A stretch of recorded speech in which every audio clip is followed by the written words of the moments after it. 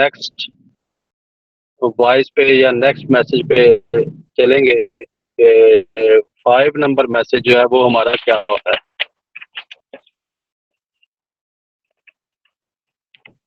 अगर किसी को मेरी आवाज़ ना आ रही हो तो वो अनम्यूट होके मुझे बता सकता है, क्योंकि मैं इस टाइम थोड़ा ऑड एरिया में हूँ, शायद सर्वर का कुछ इशू हो। तो आप मुझे प्लीज़ बता सकते हैं अगर किसी को आवाज़ ना आए तो।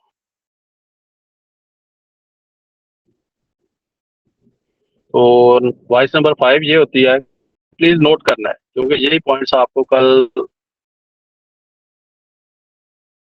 अपने प्रॉस्पेक्ट के साथ उसमें हमने ये करना होता है जी कि सबसे पहले तो जैसे हम पहली वॉइसेज जो थी हमारी, ये पहले मैसेज थे, सेम उसी तरह उनको ग्रीटिंग करना होता है। ग्रीटिंग के बाद हमने जैसे अस्सलाम वालेकुम, कैसी हैं आप मैम, या कैसे हैं आप सर, उम्मीद है आप ठीक होंगे और आपकी फैमिली भी सब ठीक होंगे।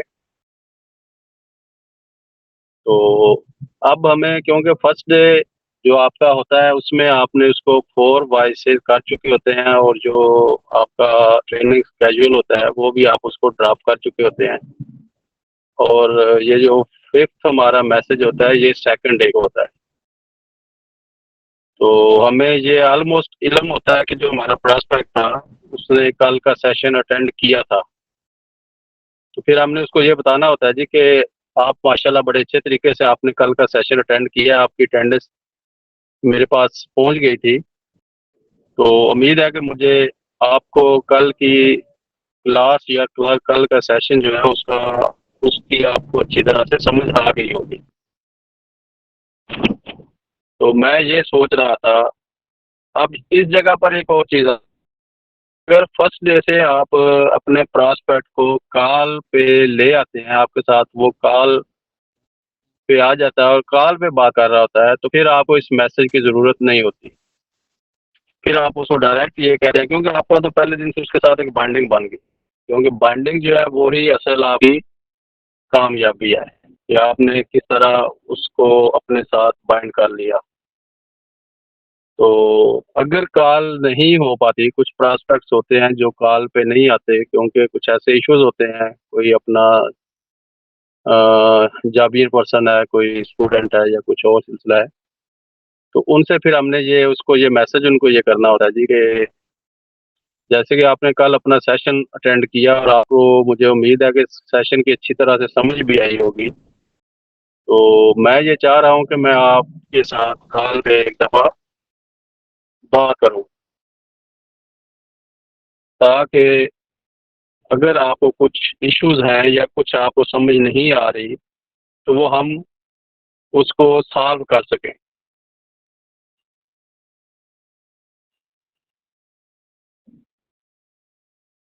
क्योंकि 2 दिन के बाद या 2 सेशंस के बाद आपका नॉलेज टेस्ट होगा, जिसमें आपका क्वालिफाई करना ज़रूरी होता है।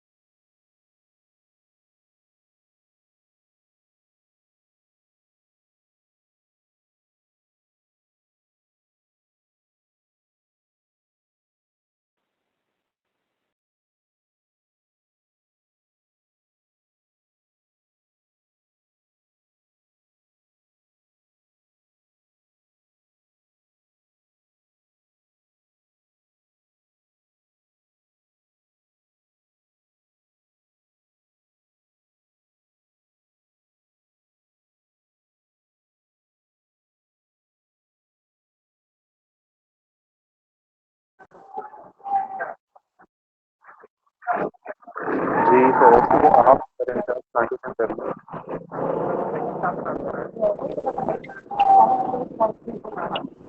सॉरी, मेरी कॉल ड्रॉप हो गई थी। तो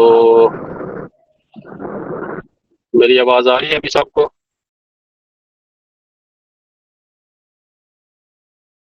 तो मैं ये यहाँ बता रहा था कि यहाँ पर हमने एक चीज़ का थोड़ा ध्यान रखना होता है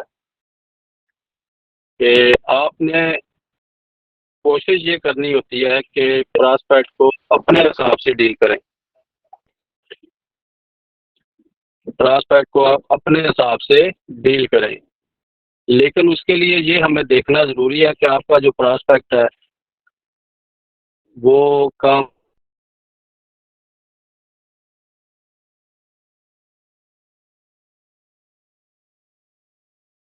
फिर आप उसको ये कह सकते हैं जी कि मेरे पास 2 टाइम अवेलेबल हैं उसी दिन के, जिस दिन अब आप उसको मैसेज 5th नंबर मैसेज कर रहे हैं या कॉल कर रहे हैं, तो आपने उसको ये बताना है जी कि मेरे पास 2 टाइम अवेलेबल हैं। तो कोई भी ऐसे टाइम जब आपको ये पता होता है कि इस टाइम पे बंदा अगर जाबिए ना वो भी रूम घर में आ जाता है, और अगर स्टूडेंट है, हाउसवाइफ हैं, तो उनके टाइम के अकॉर्डिंग आपने उसको मैनेज करना होता है कि उनको वो टाइम दे जो उनके लिए ईज़ी हो। तो आपको एक अंदाज़ा हो जाता है कि अगर जाबियर पर्सन है, आप उसको डील कर रहे हैं, तो वो ऑलमोस्ट 6 बजे तक, 5 बजे तक घर में आ जाता है, तो उसको ऐसे 2 टाइम दे दें कि मैं 5:30 बजे मेरे पास एक टाइम है और दूसरा मेरे पास 7 बजे टाइम है। ऐसे अपने हिसाब से आपने इसको मैनेज करना होता है। तो आप उसको ये टाइम अपना दें कि इस टाइम मैं आपसे बात कर सकता हूँ। तो इनमें से इन दोनों टाइम्स में से आपके पास आप जिस टाइम अवेलेबल हैं मुझे बता दें, तो मैं आपको कॉल कर लूँगा। अब ये आपका हो गया जी कि आपने अब उसको कॉल पे ले लिया। ये कॉल अब आप उस टाइम उसको कर रहे हैं जिस टाइम आपने मैसेज डिलीवर किया है अभी। तो कॉल की तरफ अब उसको आप ले आए। अब ये 5th नंबर वॉइस थी वो कंप्लीट हो गई। नेक्स्ट प्रोसीजर क्या होता है उस पे हम बाद में डिस्कस करेंगे। अभी हम ये जो हमारी वॉइसेस थी या जो इनविटेशन था उसी पे आज हमारा फोकस है। तो ये 5 मैसेज होते हैं जो आपने लिख लिए होंगे, जो हमने डिलीवर करने होते हैं अपने प्रॉस्पेक्ट के साथ। अब इसमें कुछ और कल हमने जो बात की थी कि जब आप फर्स्ट वॉइस या मैसेज ड्रॉप करते हैं तो रिस्पांस क्या आता है कि एक तो होता है इंटरेस्टेड और दूसरा होता है कि नॉट इंटरेस्टेड। तो जो भी तक हमने बात की वो थी इंटरेस्टेड पे, नॉट इंटरेस्टेड तो बात खत्म हो गई। तो जो अभी तक हमने बात की है वो है इंटरेस्टेड पे। अब इसमें एक तीसरी क्लास भी होती है कि उसमें ये होता है कि बंदा आपका प्रॉस्पेक्ट जो है वो आपका मैसेज रीड करता है, रीड करने के बाद वो आपको रिप्लाई नहीं करता। अगर ऐसा होता है कि प्रॉस्पेक्ट ने आपका मैसेज रीड कर लिया और आपको रिप्लाई नहीं किया, अब इसमें आपने थोड़ी सिचुएशन को खुद भी समझना है कि अगर आपकी सिचुएशन ऐसी है कि आपका बैच स्टार्ट हो रहा है, तो आपने अगर उसने रीड कर लिया तो आपने उसके रीड करने के 1 आवर के बाद एक वार्निंग मैसेज ड्रॉप करना होता है। अब वार्निंग मैसेज क्या होता है वो मैं सारे इंतजार से रिक्वेस्ट करूंगा कि वो ग्रुप में शेयर कर दें और सब लोग अपने पास सेव कर लें। अब उस मैसेज में जो लिखा हुआ है वो आपने अपने जो आपका प्रॉस्पेक्ट होगा, जो टाइमिंग होगी उसी हिसाब से वो एडिट कर लेना है। उसमें 1 आवर आपने लिखना है, उसमें आपने उसको 2 आवर का टाइम देना है। उसने आपने उस बंदे को फिर वो वार्निंग मैसेज ड्रॉप कर दिया। अब एक बंदा ये है जिसको आपने वार्निंग मैसेज ड्रॉप कर दिया। अब इसके अलावा एक चौथी जो क्लास या चौथी सूरत इस तरह हो सकती है कि बंदे ने आपका मैसेज ही नहीं देखा। बंदा बिजी हो सकता है, ऑफिस हो सकता है, कल यूनिवर्सिटी हो सकता है, तो फिर आपने उसका वेट करना होता है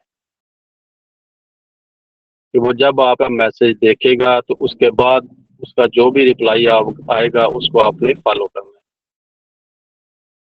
दूसरी सूरत में क्योंकि बाज़ औक़ात हमें नहीं पता चलता कि उसने देख लिया या ना देखा, हमारी सेटिंग ऐसी होती है, तो फिर हमने ऑलमोस्ट 1 डे का वेट करना होता है। 1 डे के वेट करने के बाद अगर उसका कोई रिप्लाई नहीं आता तो हमने उसको जो वो वार्निंग लेटर होता है वो ड्रॉप कर देना होता है।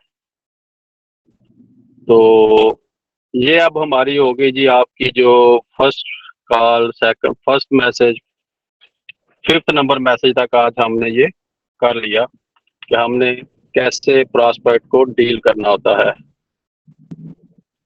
यहाँ तक मुझे ज़रा आप थोड़ा बताएं कि क्या सब लोगों को समझ आ रही है? अगर ऐसा कोई पॉइंट है जो आपको समझ नहीं आया तो आप अभी पूछ सकते हैं, अनम्यूट होके मुझसे पूछ सकते हैं आप। अदरवाइज फिर हम नेक्स्ट टॉपिक की तरफ चलते हैं।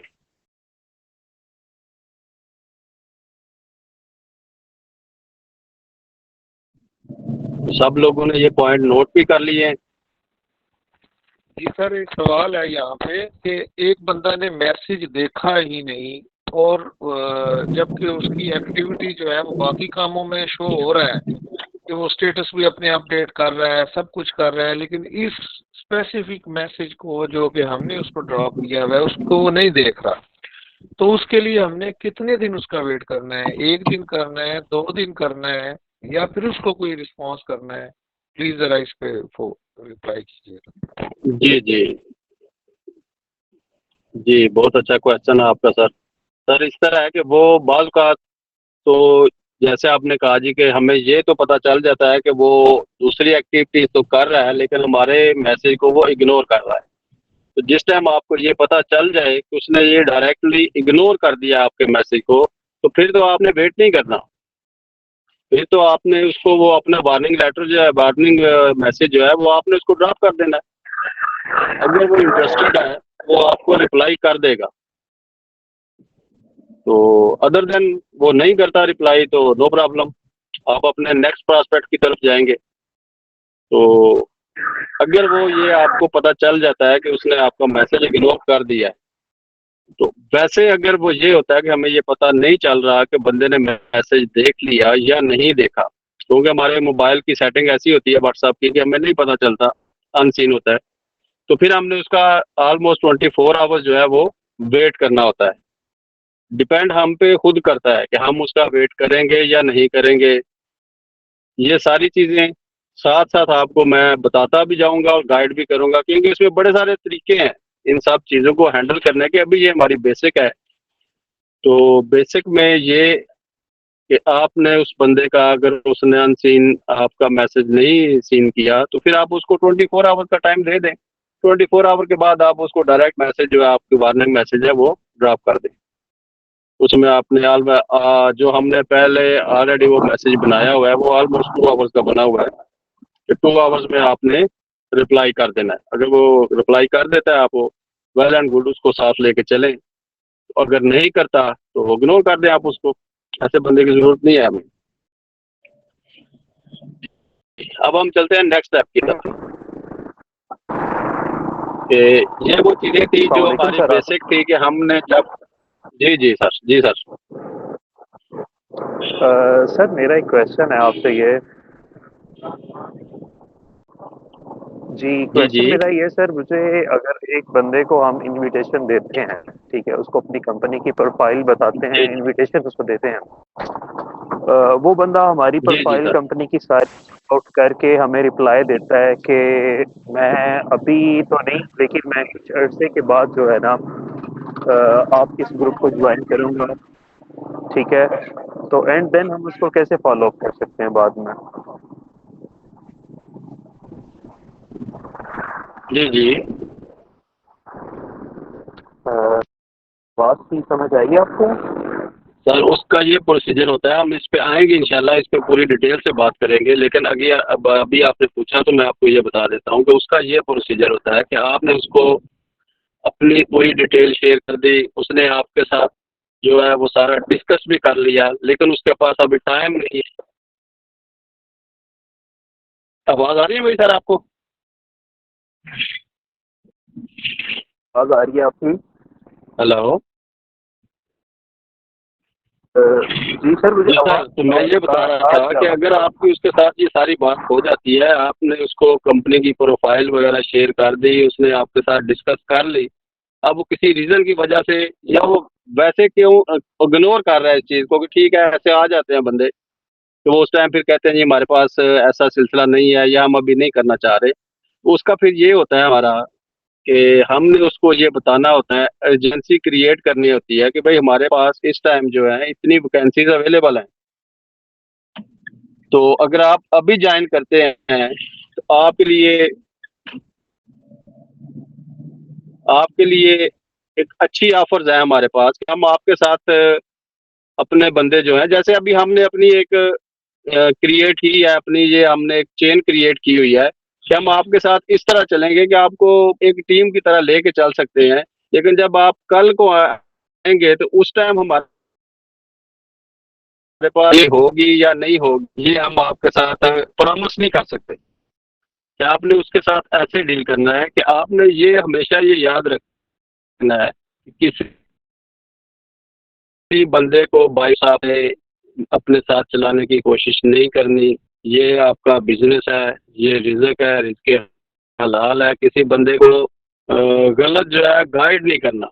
जो किसी की जो असल चीज़ है हमने वही बतानी होती है और उसी तरह हमने उसको साथ लेके चलना होता है ताकि हमारा रिज़्क हलाल रहे। ये हमें हमारी कंपनी जो है ये सबसे पहले हमें सिखाती है और हमें बताती है। सर तो थैंक यू फॉर गाइडेंस। जी सर, आपका कोई नेक्स्ट क्वेश्चन है?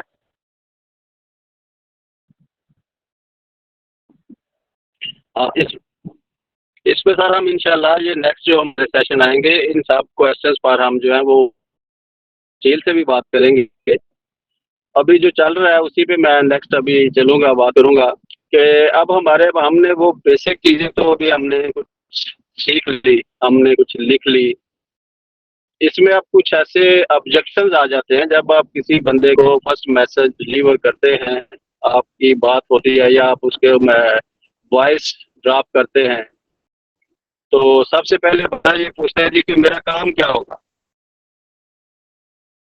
या ये कि आप कहते हैं, जब वो पूछता है जी कि अल मुफ्लिहून या फॉरएवर जो है उसमें काम क्या है, किस किस्म का काम है, ये मुझे बताएं।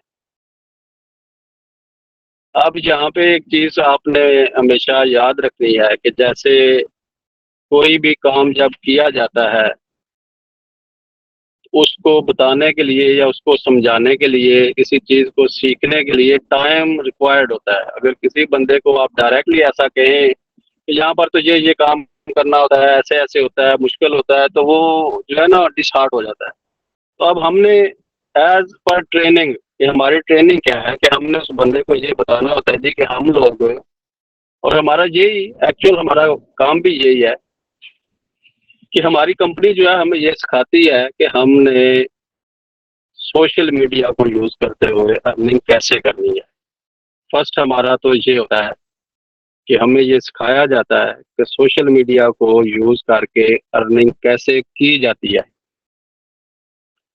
और इसके अलावा जो हमारा काम होता है वो होता है बिजनेस कंसल्टेंट, कि हमें डिफरेंट टास्क दिए जाते हैं। ये आप सब लिखते जाएं साथ साथ। सबसे पहले तो हमने उसको ये बताना होता है जी कि हमें कंपनी ये सिखाती है कि सोशल मीडिया को यूज करके अर्निंग कैसे की जाती है। तो उसके बाद ये बताना होता है जी कि हम इस कंपनी में एज ए बिजनेस कंसल्टेंट काम करते हैं, कि हमें मुख्तलिफ डिफरेंट टास्क दिए जाते हैं जिनमें हमने अपनी रिकमेंडेशन देनी होती है।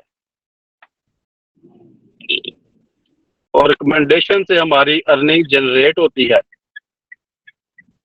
ये हो गया आपके इस क्वेश्चन का आंसर जो आपके प्रॉस्पेक्ट ने आपसे किया कि हम काम क्या करेंगे। मकसद उस बंदे का ये होता है, कोई भी हम भी अगर ये कोई हमें बताता है तो हम ये पूछेंगे जी हम पैसा कैसे कमाएंगे। हमें ये बता दें कि हमने करना क्या है और हम कैसे पैसा कमाएंगे। मेन हमारा किसी भी बिजनेस को लेके या किसी भी जॉब को लेके मेन इशू यही होता है जी हम अपनी अर्निंग कैसे करेंगे। तो हमने उसको ये अप्लाई करना होता है जो भी अभी मैंने आपको बताया।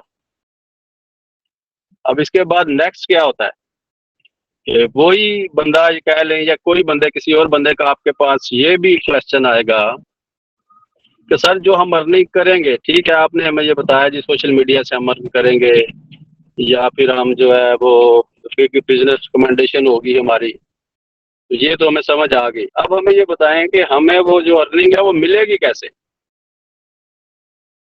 क्योंकि आजकल जिस तरह के स्कैम हो रहे हैं हर बंदा थोड़ा सा जो है ना वो परेशान होता है कि किसी बंदे के थ्रू इनकम मिलनी है, वो जो अर्निंग है तो वो तो आजकल बड़े फ्रॉड हैं, तो बंदा कैसे देगा, बंदा हमारे साथ क्या करेगा।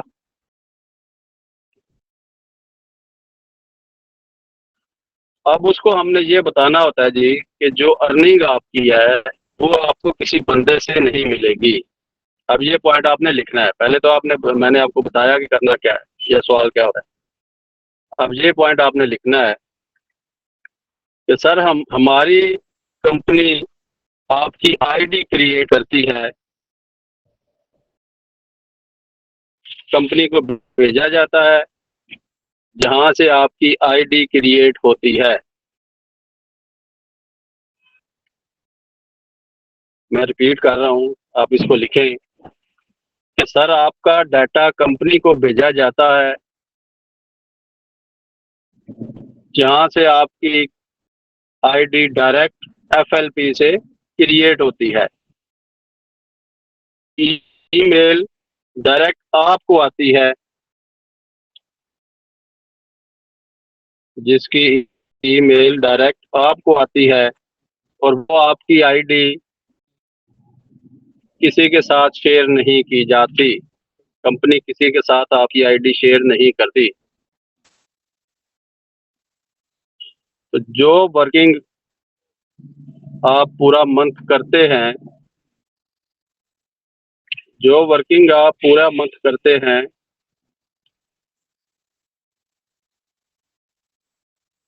वो इनकम आपको हर मंथ की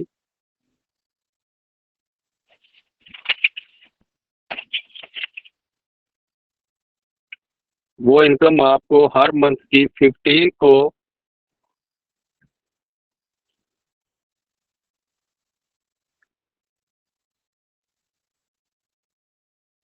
वो इनकम आपको हर मंथ की 15 को रिसीव हो जाती है।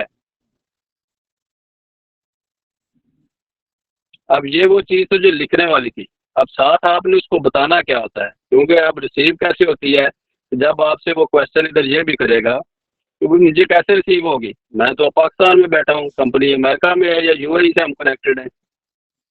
अब उसका ये है जी, आपने उसको ये बताना होता है जी, क्योंकि हमें डायरेक्ट कंपनी हमारे अकाउंट में ट्रांसफ़र नहीं कर सकती एज पर गवर्नमेंट लॉ जो होते हैं कि वो कोई भी ऐसा काम आपके अकाउंट में डायरेक्ट नहीं होता जिसका आपकी गवर्नमेंट को पता नहीं होता। आप जो ऑनलाइन काम कर रहे होते हैं इसमें आप गवर्नमेंट को टैक्स नहीं दे रहे होते, आपका गवर्नमेंट के साथ कोई लिंक नहीं होता, इसलिए वो डायरेक्ट कंपनी कोई भी जो है आपके अकाउंट में पैसे ट्रांसफ़र नहीं करती। उसका फिर उसको उनको ये बताया जाता है कि अगर तो आप मिडल ईस्ट में हैं, पाकिस्तान के अलावा आप किसी भी कंट्री में हैं, तो आप डायरेक्ट ऑफिस से जाकर, कंपनी के ऑफिस से जाकर अपनी इनकम ले सकते हैं। और अगर आप पाकिस्तान में हैं, क्योंकि हमारे इधर अभी तक फॉरएवर का ऑफिस नहीं है, तो फिर हम एक अथॉरिटी लेटर अपने मैनेजर को सेंड करते हैं। उस अथॉरिटी लेटर की बेस पर हमारे मैनेजर यूएई से हमारी इनकम लेके हमारे अकाउंट में डायरेक्ट ट्रांसफ़र कर देते हैं। ये चीज़ हमने उनको साथ बताना होती है, अगर लिखना चाह रहे हैं तो आप लिख सकते हैं। तो ये चीज़ें हमने हमने उनको साथ साथ गाइड करना होती है। अब इसके अलावा मज़ीद क्वेश्चंस भी हो सकते हैं, जब आप अभी वॉइसेस कर रहे हैं या किसी के साथ आपकी बात हो रही है तो डिफरेंट क्वेश्चंस हो सकते हैं जो कि आपसे पूछे जाएंगे। जो सबसे बड़ा इशू होता है कि वो आपको आपने अपना कॉन्फिडेंस लूज नहीं करना होता। अगर आप अपना कॉन्फिडेंस लूज करते हैं तो प्रॉस्पेक्ट जो है वो खुद ही डाउट में चला जाएगा।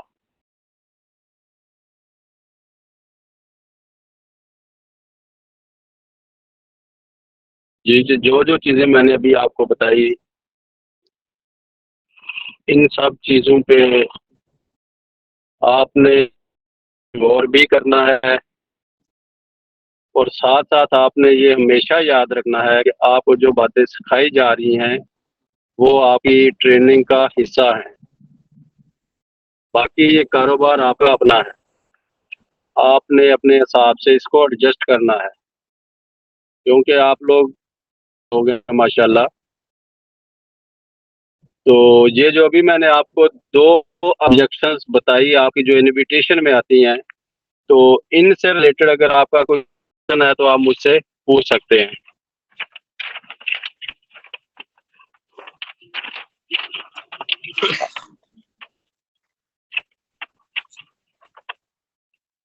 मेरा एक क्वेश्चन है कि अगर जैसे पेमेंट आपकी किसी और के अकाउंट में आती है और वो बंदा अगर आपको वो पूरी ना पहुंचाए या वो आप तक सही तरीके से नहीं पहुंच रही, तो फिर आपके पास क्या कानूनी तरीका या क्या पैरामीटर होगा कि आप उसके खिलाफ कोई किसी को कंप्लेंट कर सके या अपनी पेमेंट पूरी दे सके? जी सर, बिल्कुल आपका क्वेश्चन वैलिड है। सर वो ऐसे होता है कि जो कंपनी होती है आपकी एफएलपी, जितना काम आप लोग करते हैं उसकी ईमेल जो आपको है वो ऑलमोस्ट जो है वो हर मंथ की 10th से पहले पहले उसकी ईमेल आपको रिसीव हो जाती है कि वो आपको कंपनी बता देती है जी कि इस मंथ की इनकम जो है वो आपकी इतनी है। उतनी ही इनकम जो है वो आपको पाकिस्तानी करेंसी में कन्वर्ट करके जो आपको ईमेल आएगी वो आपको आएगी दिरहम में।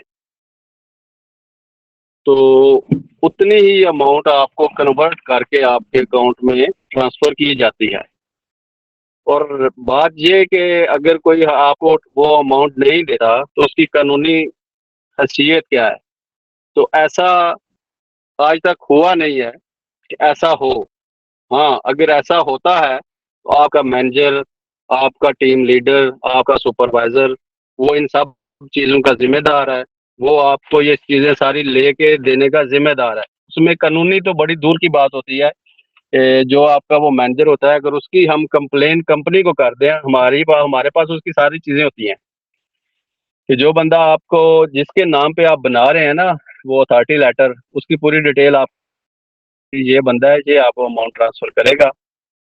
तो उसकी डिटेल आपके पास होती है। आप कानूनी तौर पर भी उसके खिलाफ अगर चाराजोई करना चाहें तो कर सकते हैं। तो बाकी ऐसे होता नहीं है, क्योंकि जब से हम काम कर रहे हैं या जब से ये कंपनी काम कर रही है तो ऐसा अभी तक हुआ नहीं, तो इंशाल्लाह ऐसा होगा भी नहीं।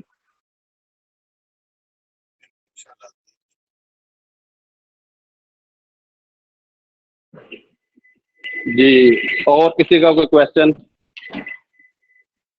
अस्सलाम वालेकुम सर, काइंडली ये भी बताइएगा कि जो मैनेजर जिनको हम अथॉरिटी लेटर देंगे पेमेंट्स के लिए वो लोकल पाकिस्तान से होगा या वो भी यूएई का होगा? नहीं सर, वो पाकिस्तान से ही होगा, लेकिन वो हमारे मैनेजर हैं, हमारे अपने ग्रुप के अपने जो है वो यूएई में होंगे। वो उधर से कलेक्ट करके तो आप तक वो खुद पहुँचाएंगे। वो डायरेक्ट हमें पहुंचाएंगे या वो हमारे लोकल मैनेजर के पास वहाँ से आएंगी? नहीं सर, वो आपको डायरेक्ट आपके जो आप अकाउंट नंबर देंगे, इजी पैसा देंगे या किसी बैंक का देंगे, वो डायरेक्ट आपको उस अकाउंट में सेंड करेंगे और उसकी जो वो सेंड करेंगे वो आपको उसकी रिसिप्ट भेजेंगे जी ये इतने पैसे आपके अकाउंट में ट्रांसफ़र हो गए हैं। थैंक यू जी। और ये सारी चीज़ें जो होती ये सारी चीज़ें जो होंगी, आप अगर आपके साथ कोई ऐसा सिलसिला होता है तो आप अपने सुपरवाइज़र के साथ, अपने मैनेजर के साथ आप बात कर सकते हैं। तो वो इन चीज़ों के ज़िम्मेदार हैं कि वो ये सारी चीज़ें आपको क्लियर करके दें। इट मीन्स तो जो मेरे ख्याल में अभी उसका भी पूरा रोल होगा इसमें ना? जी जी बिल्कुल। वो देखिए, जब आपकी इनकम आएगी तो जो आपको वो प्रोवाइड करेगा डॉक्यूमेंट्स, वो आपका मैनेजर ही जो है वो प्रोवाइड करेगा। आपका सुपरवाइजर आपको प्रोवाइड करेगा जी कि ये डॉक्यूमेंट है, इस बंदे के नाम पे आपने अथॉरिटी लेटर बनाना है। वो बाकायदा उसका जिम्मेदार ठीक हो होगा। गया जी, बहुत ये नहीं है कि ठीक वो हो गया। जिम्मेदार नहीं है। जी ठीक है सर, फिर आज का हम सेशन यहीं पे एंड करते हैं। तो ये जो पॉइंट्स मैंने आपको लिखवाए हैं, आपने इन पे थोड़ा फोकस भी करना है। तो हमने ये जितनी जल्दी हो सके अपना ये जो 10 डेज की हमारी सीरीज है वो 11 डेज की 10 डेज की इसको क्लियर करके हमने अपनी वर्किंग स्टार्ट करनी है। और इंशाल्लाह बड़े अच्छे से हम जो ऑनलाइन वर्किंग है वो भी हम अच्छे से करेंगे। तो इसके साथ ही मैं सबसे इजाज़त चाहता हूँ। तो वो बेस्ट ऑफ लक। तो सारे इम्तियाज़ मैं आपके हवाले करता हूँ, आप प्लीज़ कंटिन्यू करें। अल्लाह हाफिज़।